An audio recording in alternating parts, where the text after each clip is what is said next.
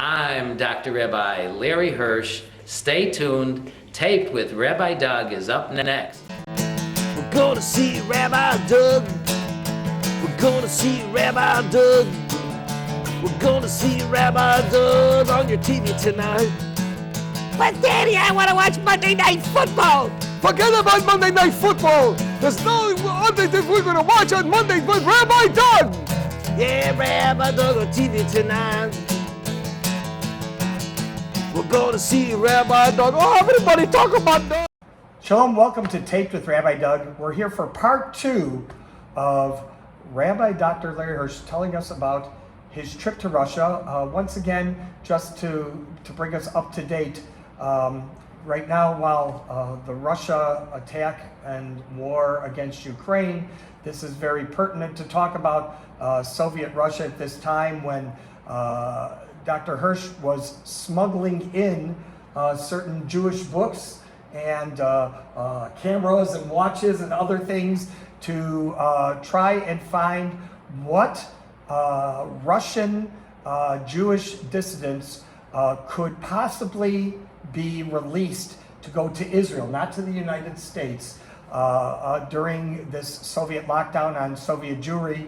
And he was in the middle of telling us on our last episode about how he finally showed up at his connection in Russia. And at the time of this connection, let's go back to Dr. Hirsch and just remind us about arriving at his house. And you had so much trouble getting there, he didn't answer the phone and so on and so forth. The last second you finally got there, what happened at that point? The meeting was almost scuttled. We were 4 hours plus delayed by the air traffic controller strike. And for 90 seconds more, we never would have met Chomiansky, Alexander Sasha Chomiansky, Ephraim now Chomiansky. And Ephraim was running a ring of teachers of Hebrew throughout Western Soviet Union. Underground. Yes, and because it was illegal. Mm-hmm. And you could get shot, or at least in the old days, Stalin days and Khrushchev days, now you'd probably be thrown in jail and maybe never heard of again. So it was a dangerous thing to do. And he was in charge of this, and the goodies, expensive cameras, watches, American jeans that we were bringing would enable him to finance the ring of teachers. In any case, I was just simply saying that the cab driver that had brought us wanted 5 rubles more than we had, and he gave us 5 rubles. And we were able to get back to our hotel. The early next morning, went to Tashkent. In 1999, he was featured in the Jerusalem Post. I called him up and I asked him, do you remember the 2 Americans who saw you about a week before Shavuos, 1981? No. I remember we gave you the 3 cameras and the pile of American jeans. Each pile of American jeans was 3/4 of a Russian salary. That they could be sold for, each jean. And no.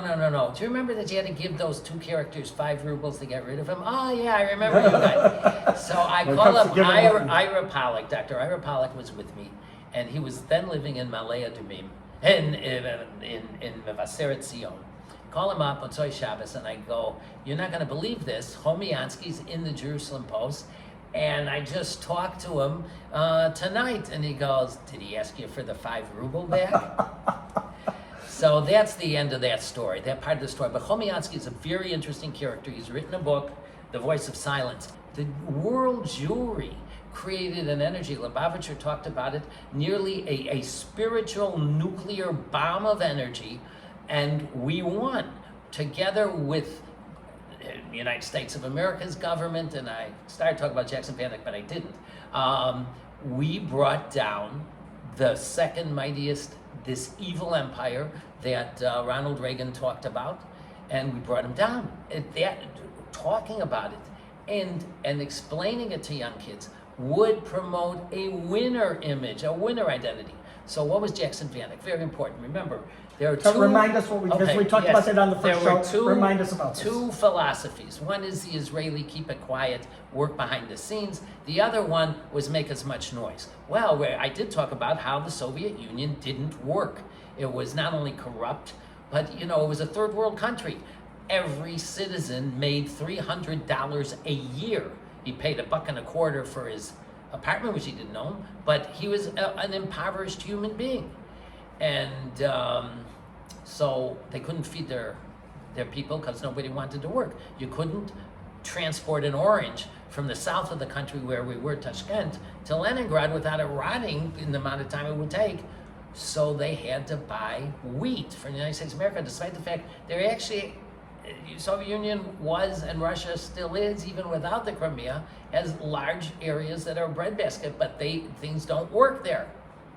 So Vanik, Senator Scoop Jackson, and Senator Vanik put an amendment on the bill that allowed sales of American wheat to Russia, and it has to be pegged to human rights recognition by the Soviets and granting of human rights, including the rights of free emigration, which they allowed to trickle. So, and this is an amazing thing because this is Hillel Shammai in action.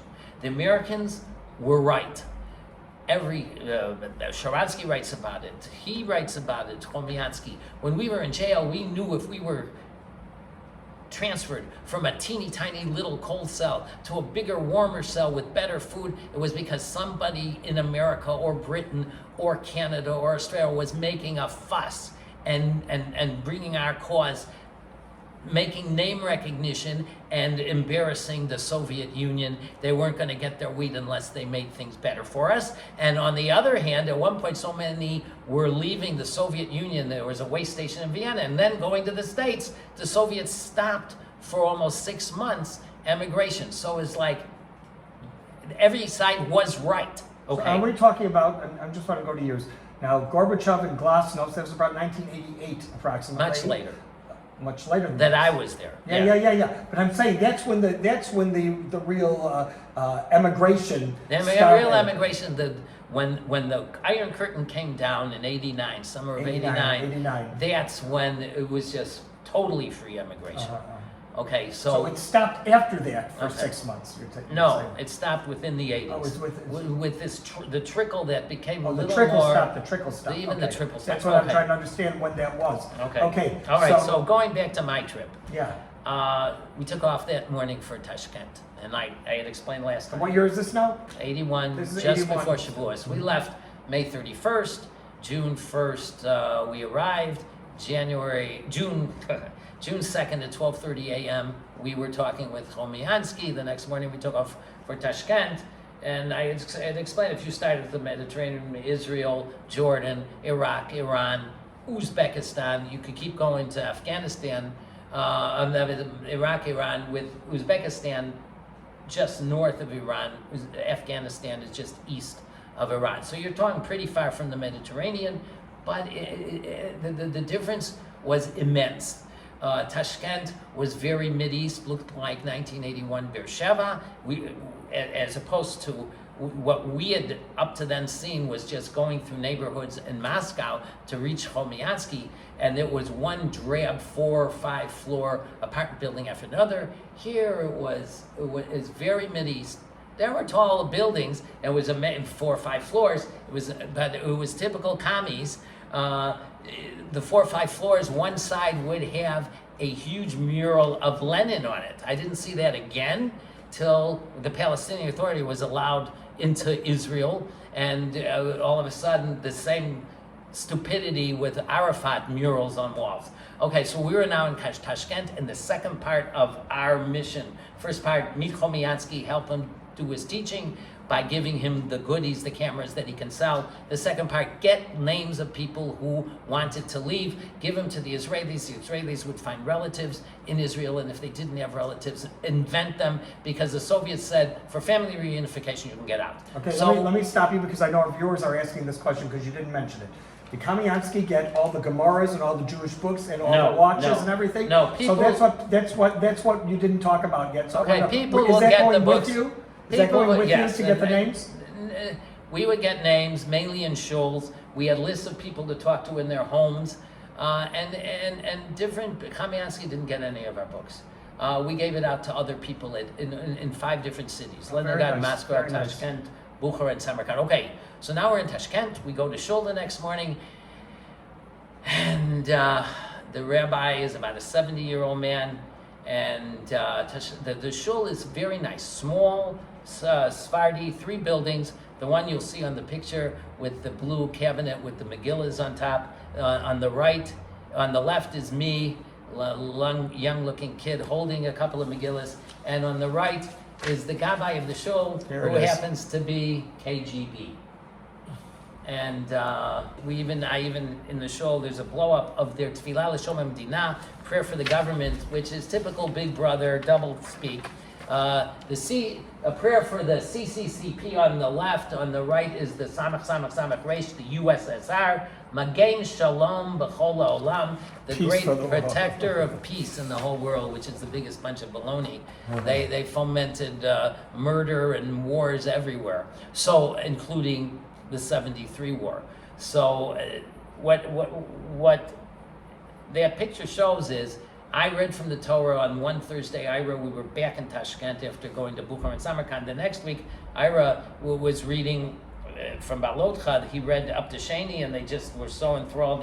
They had him keep going. It was by Mitzvah Seder, he kept going. But the first week when I read, the gabbai said, "Oh, we got to give you something for this," and he reached up and let me look for a couple of nice Megillas, take them as a memento. And as I was walking out, and in the picture, I'm holding a couple of Megillas. As I was walking out of the building, the rabbi goes, "Where are you going?" He goes, "We're leaving. You can't leave with those." I go, "Why not?"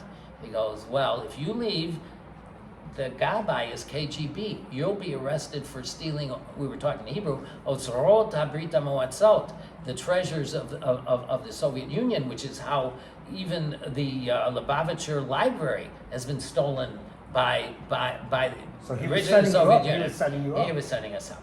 Okay, so that was that. Now I want to get to the next week, because Shavuos was hitting.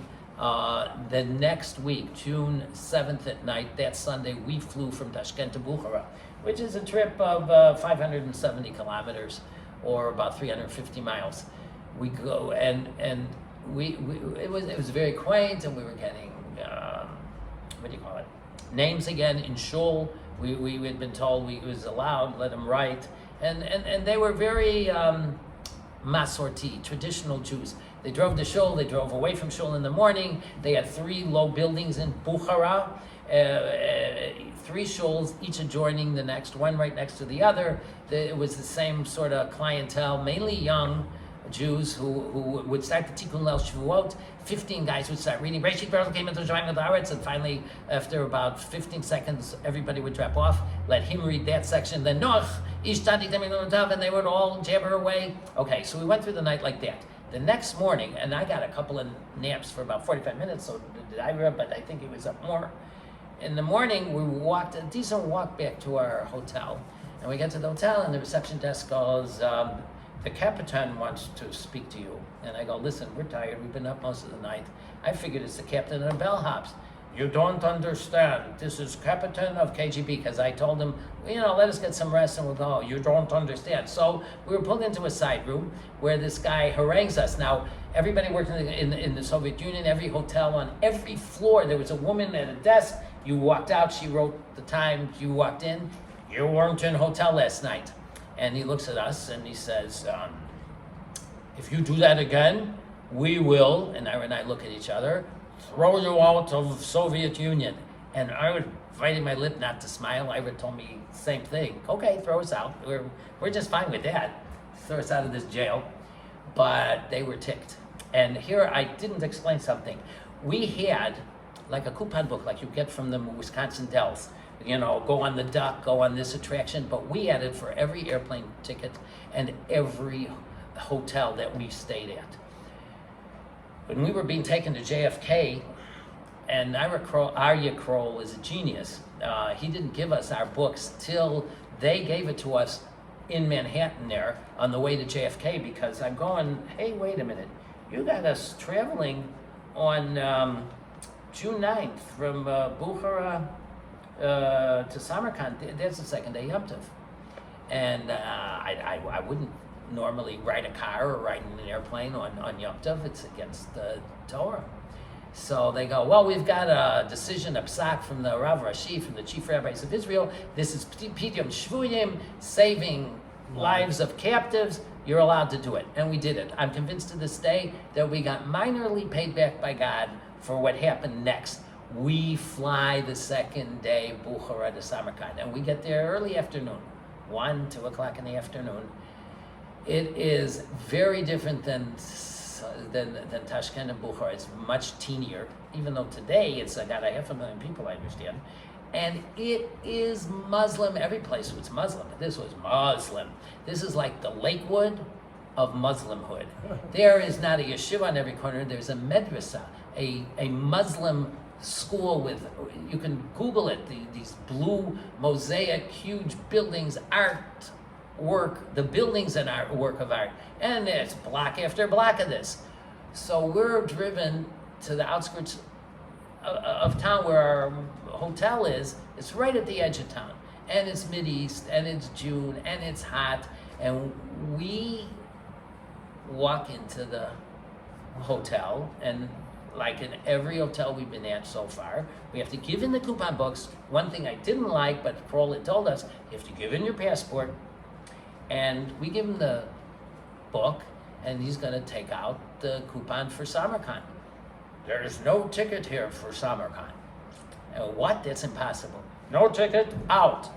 And a couple of guys take our 4 suitcases, throw them into down the steps of the hotel, and escort us out. It's Yom Tov. Now, the only emergency number we had was the Moscow U.S. Embassy, and we weren't going to call on Shabbos or Yom Tov. And we were really stuck. What are we going to do? We talked it over. And you asked about the books. We still had the books. We're stuck till after Yom Tov for sure. We got to go find a public phone. But I took out the Sefer Toda'ah of Kitov. And if you look for Shavuos, he has many, many stories of King David. And I'm going, King David, Ira. No matter what you see in the next couple of minutes, I know what I'm doing. Don't get worried. We walk back into the Lobby. The lobby, the reception. The guy sitting there, his name was Leonid. He had a big name tag, and he's got a whole bunch of brochures on his desk. And don't be upset here. And Leonid, you're in trouble now. And all the brochures go flying. Listen. I'm Dr. Lawrence Hirsch, the head of the AMA, the American Medical Association in Illinois. We paid $3,000 a piece to come here. We hadn't paid 2 cents. The Israeli government didn't keep it.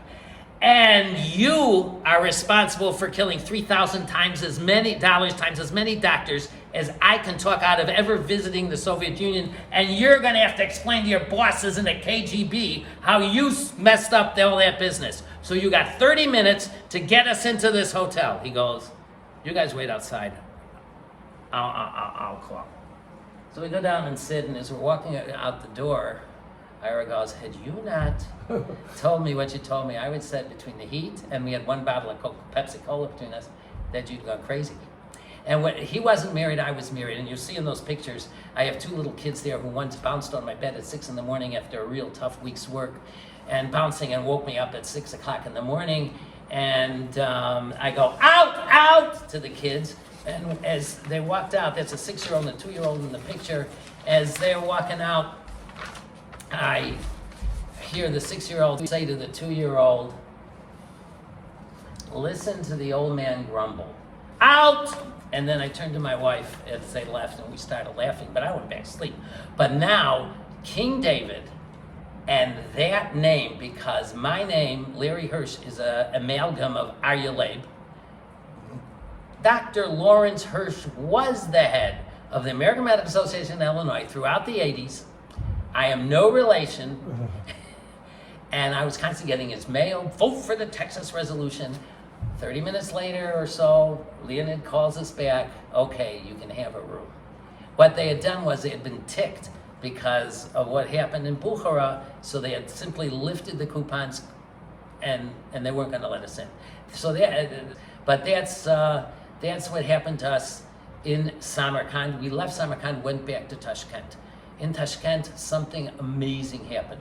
It's now Thursday, June, I could figure it out, but it's Thursday, June 11th. And we're riding in a cab to meet Shmuel Rosenberg. And I hear the news, and I go, Ira, did you hear what they said? I wasn't paying attention. I think Israel just started World War III. They nuked Iraq. No, as we got to a guy named Shmuel Rosenberg, they didn't nuke Iraq. They bombed the Osirak nuclear reactor. Shmuel Rosenberg was about a 55-year-old guy who'd gone to jail for a year. He had bribed Uzbeki officials to get Jews out. And unfortunately, 2 Jews gave marked money to Shmuel Rosenberg, and they were all caught. Rosenberg, the Uzbeki officials. So the Uzbeki officials were thrown in jail. So was Rosenberg, the Jew, and the relatives of the Uzbeki officials threatened the lives of the two guys who set them up. So Rosenberg was in jail, and the 2 guys set him up, got free tickets to Philadelphia. Rosenberg, we tried to look him up. We were there in 82, 83. My oldest went to school, the youngest. And we were in Israel, and I tried to find him. It was in Gilo, and Gilo was just being built, and it was the spring of 83. And we couldn't find Rosenberg, but in 89 we found him. And unfortunately, he had gotten out, and his wife had gotten out, but she had passed away. The ticket to get out was if you were sick. And even here in Chicago, there were people who got off the airplane from the Soviet Union, were basically driven out for emergency surgery in a couple instances at Mount Sinai Hospital. So that was one ticket to get out under the Soviet Union. So we found Rosenberg. And that's the basic stories of, of what I wanted to say. I think I told you about Chomiansky's, about the positive image of what should be taught to young Jews. I want to know, is he considered to be, by those who know, Soviet Jewry and yes, those he was who a were, biggie. Those who were Free Soviet Jewry advocates? People know who he is as being a hero? He's featured in a section for over a bunch of pages in Pamela Cohn's book as well. Tell me just in closing, because we only have a few minutes left, what was the closing of your trip? How did the end of your trip go, and how did you get back to the United States? Well, the end of the trip was we went back from Tashkent. We went Tashkent, west to Bukhara, east to Samarkand, back to Tashkent. Flew up to Leningrad, where we met that engineer I told the story. And it was freezing, by the way. June at night in Leningrad, so different than Tashkent. Tashkent was open markets with oranges, and Tashkent was not, and Leningrad was not. But Leningrad is a very different city. Now it's St. Petersburg. Then Moscow is a very Soviet city, and Leningrad was very European and different. We went to Petrodvorets, very interesting. A Peter the Great castle on an island. We took a hydroplane out, and there's pictures on that island of the Nazis totally leveled the place. Gardens based on Versailles. You came in, the hydroplane slowing down, and there's a canal with faucets of gold, statues. The Soviet Union spent the money to replace the whole thing the way it used to look. They restored it. Sorry, the way it used to look. We went from Leningrad, we met people who had not had kosher meat since Rosh Hashanah, so we gave away the last of our salamis, and we're living on living on peanut butter. And I had Patchki's candied pineapple. I had made up with my wife the Sunday just before we left, so that would be the 14th of June. I'm going to call a certain hour. We always knew when we were going to get picked up to go, and they wouldn't. They said, "No, you're leaving now," and I wouldn't be able to call. They wouldn't give me a line to call her. To get the call, I gave away a bag of candies as my bribe to the switchboard. Talked to her. And we got back. We were Flying through Paris again? Five for Paris, debriefed at O'Hare. Well, the last time I ever met Aryeh Kroll, who passed away in 2008, got the Israel Prize in 2001. I was at a huge memorial for him at the yard-site. Hundreds of his Were you recognized tourists. for what you did by anyone? Was this all so Aryeh Kroll secret got that the you Israel Prize, which I is don't like the either. presidential medal. No, that's the hidden heroes, and that's the Jews of silence weren't silent. Pam, just a quickie, Pam Cohn realized that the silence of the Jews and the infighting of the Jews in World War II was their undoing, and she did her utmost to unite as many of the Soviet Jewry groups to fight for Soviet Jewry. We won, we brought them down, and that's the message. Choman says it's the biggest Yetziat Mitzrayim since Yetziat Mitzrayim. More Jews left the Soviet Union for the rest of the world than went to all the Sephardi Jews from all the Sephardi lands. But from one country, this was the biggest Yetziat Mitzrayim. That's the story. Amazing. Absolutely amazing. And when you top it off and think about what's going on right now with Russia and their war against Ukraine, you can only think that somebody's got to come along and bring down this current government in Russia to stop this atrocity. I met somebody who was in the Soviet Union, the son of Mayor Fandel, who founded Hank and Hillel Fandel, and Hillel says he met somebody who from New York who also went to Russia, who claims a bribe of a carton of American cigarettes got a KGB guy off his neck in the late 70s, and he swears that KGB agent was Putin. Was Putin. Oh, late 70s or early 80s. Wow. All right. Well, I can't thank you enough for being with us, and I can't thank you enough for telling this amazing story and the characters in the story, especially the voice of silence here. This is Komiansky, Alexander Komiansky, Ephraim Komiansky, as he's now known. What he did with you. I'm not doing. No. What you did, talking about Pam Cohn, it's just an amazing story. Thank you for sharing it with us. Thanks for being with us for these 2 episodes. It's been quite an experience listening to this, and of all the times that you've been on our show and all the years that I've known you, I had no idea about all this. So this is the secret is out. Dr. Hirsch is a hero for Soviet Jewry, and I'm sure a lot of those people that you got names of actually got out, right? Yes. It's amazing. It's amazing. I want to thank all of you for being with us. Remember, Some went to jail. You can check out our website, www.tvrabbi.com, where you can also see former shows on the web. If you want to email me or email Rabbi Dr. Larry Hirsch, who's sitting next to me, whether he's here in the States or back home in Israel with his family, you can email info@tvrabbi.com. I will forward that email to him, and I know he'll get back to you. It's been an amazing time. Let's pray for the Ukrainians, pray for the Ukrainian Jews, pray for peace in Russia and Ukraine. And I know so many Russians are against what's going on right now, and they're the innocent ones as well. We'll keep them all in our prayers. Hope to see you next time, right here on Taped with Rabbi Doug. Shalom, everyone. Talking about Rabbi Doug. Talking about Rabbi Doug on your TV show. Well, he's the rabbi for me.